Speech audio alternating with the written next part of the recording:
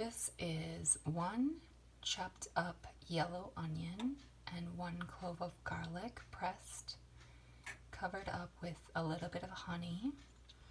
It's in the saucepan on the back burner on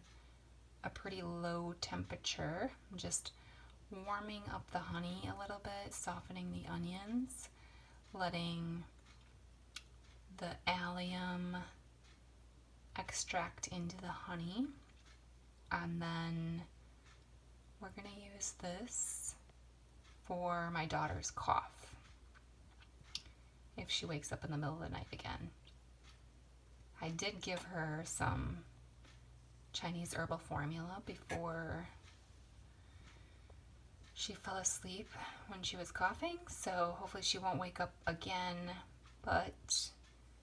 I just wanted a simple cough syrup remedy backup that was easy for you to make, so